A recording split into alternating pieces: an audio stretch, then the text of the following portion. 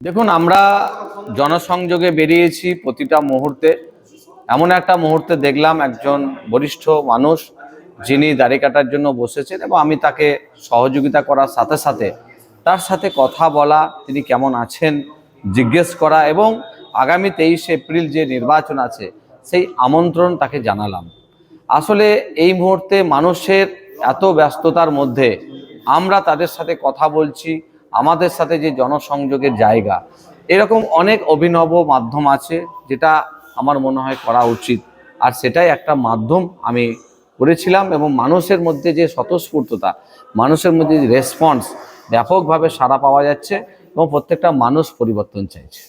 দেখুন, জরুরি বিষয় নয়, যে কোনো মানুষ যখন যে মুহূর্তে থাকে সেই মুহূর্তে আপনি যখন যোগাযোগ করা যাবে তখন সেটাই মাধ্যম হওয়া উচিত। কোনো এফেক্ট পড়বে না, তার কারণ অভিষেক ব্যানার্জি তো এমএলএ হবেন না। এখানকার মানুষ এমএলএকে চায়, এমএলএর কাজকে চায়, এমএলএকে সবসময় অ্যাভেলেবেল প্রতিটা মুহূর্তে পাশে পেতে চায়। তাই অন্য জায়গা থেকে এসে টাটা বাই বাই, তোমার দেখা নাই রে, তোমার দেখা নাই, অভিষেক ব্যানার্জি কেন, অন্য কেউ এলেও এখানকার প্রত্যেকটা মানুষের মনে পদ্ম ফুল আছে, পদ্ম ফুলই থাকবে। প্রার্থী ছিল কিন্তু তিনি এখানকার মানুষ ছিলেন না, আর এখানকার বিধায়ক হিসাবেও ছিলেন না। তাই মানুষ প্রত্যেকের মনে পদ্মফুলি আছে। তিনি যে দলের হয়ে দাঁড়িয়েছেন সেই দলের কর্মীরাও তার পাশে নেই। ব্যাপক সাড়া, কারণ মানুষ, প্রত্যেকটা মানুষই চায় পরিবর্তন এবং 2026 সালে পরিবর্তন হবে।